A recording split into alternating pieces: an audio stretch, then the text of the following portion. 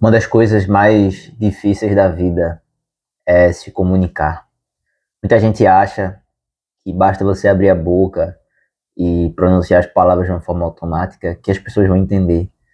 E à medida que o tempo passa e você vai convivendo mais com os seres humanos, mais você percebe que é importante, às vezes, tomar cuidado com o que se diz, porque você nunca sabe quem vai estar do outro lado. Eu me motivei a gravar esse vídeo por conta de uma história envolvendo um narrador famoso chamado Milton Leite. Provavelmente vocês o conhecem.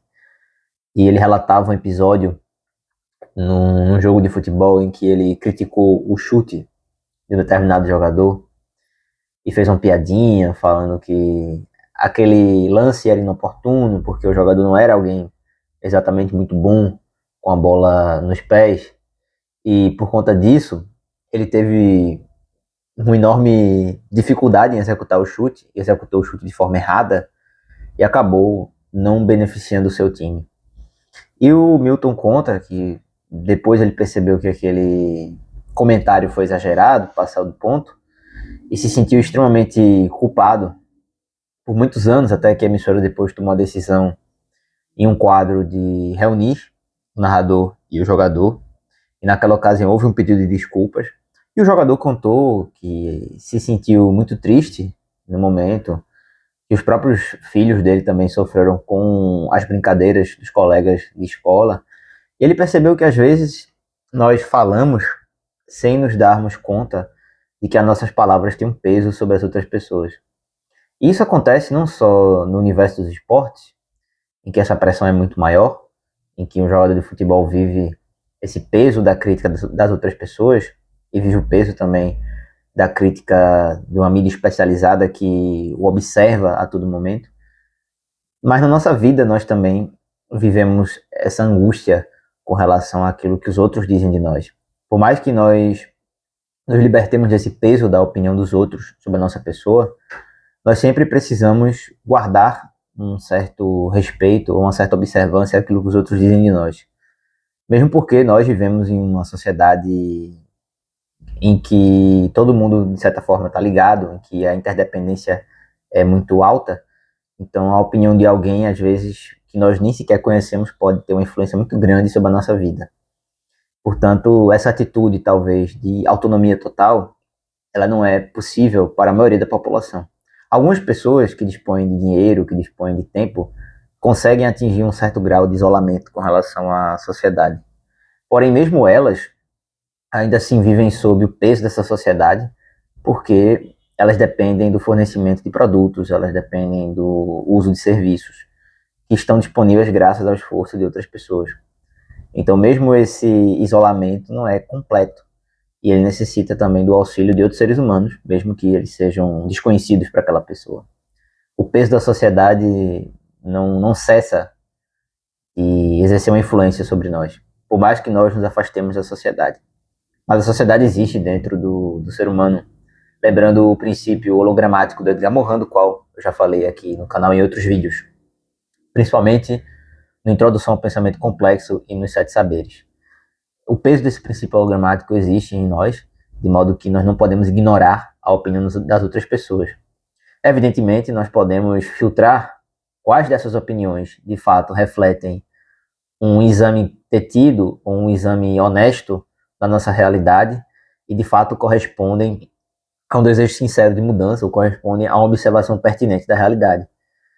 Porque, às vezes, a pessoa faz uma observação, mas ela não separa o que existe ali de ressentimento, o que existe ali de uma certa inveja, o que existe ali de uma certa dificuldade em perceber um determinado fato, de anunciá-lo também. Portanto, nós não podemos simplesmente aceitar o que os outros dizem, evidentemente. Nós precisamos desenvolver um trabalho de filtragem, de tradução e de interpretação com respeito àquilo a que os outros se referem quando nos criticam. E essa é uma dificuldade do nosso dia a dia. Então, às vezes, nós dizemos alguma coisa sobre alguém sem perceber que esses fatores também agem sobre nós. E que, às vezes, o que nós consideramos objetivo, a outra pessoa acha que é ressentimento, que é inveja, que é algum tipo de crítica pela crítica. quando na verdade você simplesmente está apontando algo objetivo. Agora, existe uma grande dificuldade nossa de discernir o que é objetivo do que é enviesado, principalmente quando nós somos o objeto da crítica. E essa dificuldade só é superada por um esforço muito grande de autocrítica, de autoanálise, do qual nem todo mundo é capaz.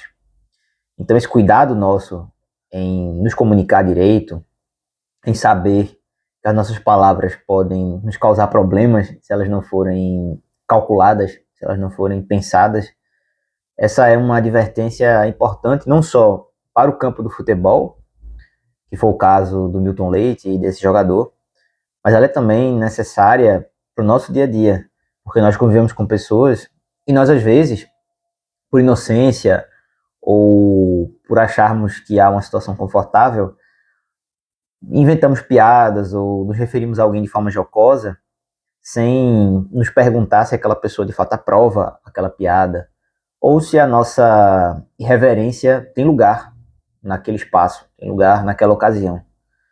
E essa falta de análise antes de proferir um determinado xiste termina nos causando problemas. E às vezes a pessoa que se sentiu ofendida nem sequer nos avisa, nem sequer conversa conosco. Ela toma uma atitude por si mesma e nos prejudica. Ou seja, você às vezes, por uma indelicadeza, por uma desatenção, causa uma inimizade, cujas consequências só serão sentidas muito tempo depois, ou só serão sentidas em um momento no qual você não está preparado para lidar com aquilo.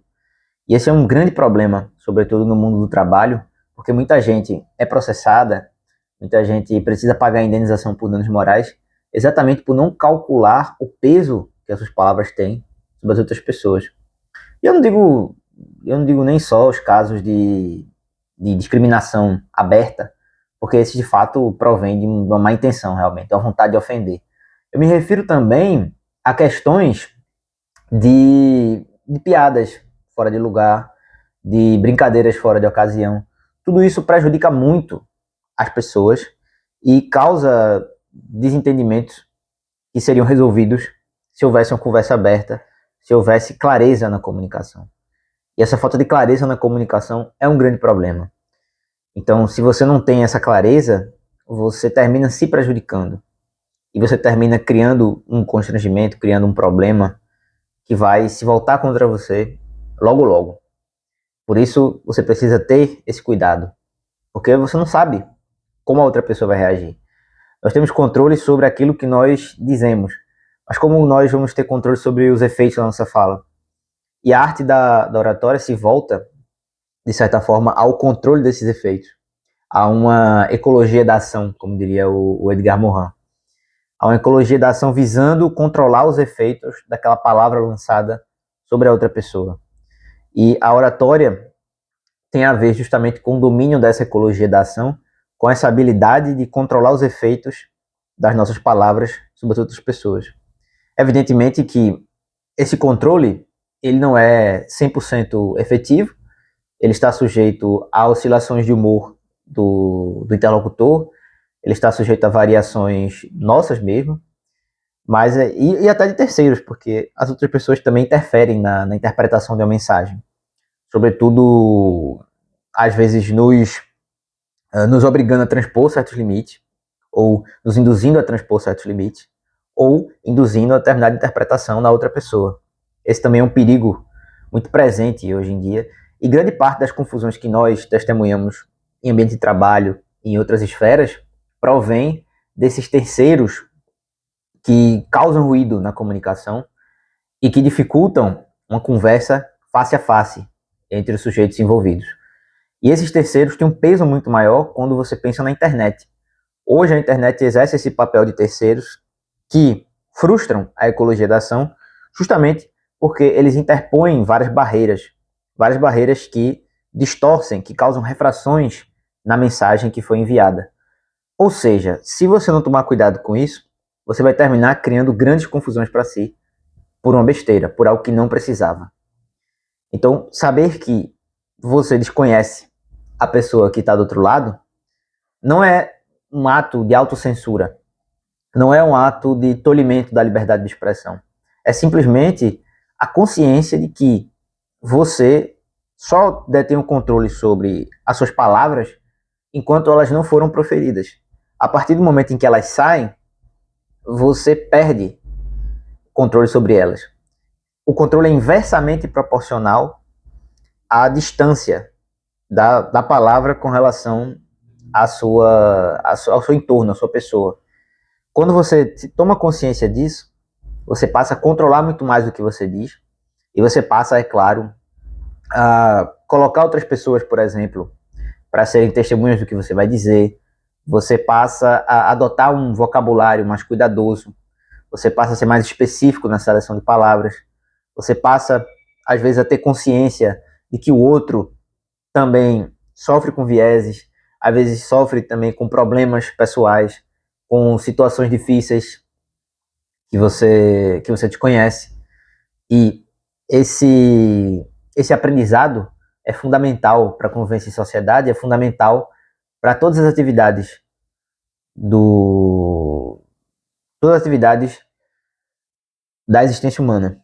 Quando você toma consciência disso, você começa a entender às vezes questões até mesmo da política, porque a política, não só a política partidária, mas a política na universidade, a política em outros ambientes, ela é pautada também por um grau não desprezível de subjetividade. E perceber essa subjetividade nesses ambientes é fundamental para que você não se deixe iludir pelas palavras elogiosas das pessoas e para que você também tenha muito cuidado com aquilo que você diz. E claro, que você não seja sádico com quem está numa situação difícil, porque a roda gira e aquela pessoa pode, no futuro, ocupar uma posição de relevância e conspirar contra você. A partir dessa consciência é que você consegue, de fato, se reformar e, se tudo der certo, reformar o seu ambiente, reformar onde você está e, no futuro, campos cada vez maiores em direção a uma grande reforma social. Se é que isso é possível no nosso limitado escopo de ação. Mas o que é mais importante é que nós empreendamos essa reforma de nós mesmos, porque ela é o primeiro passo para melhorar a nossa existência sobre a Terra e a existência daqueles que convivem conosco. Como diria aquela clássica frase do Amiel no Diário Íntimo, que as pessoas que convivam comigo tenham em mim um motivo de alegria, um motivo de bem-estar. Se você gostou desse vídeo, não se esqueça de curtir, comentar, compartilhar, se inscrever, é claro, dar o hype e, se quiser, apoiar o canal por meio do link do LivePix aqui na descrição. Até o próximo vídeo.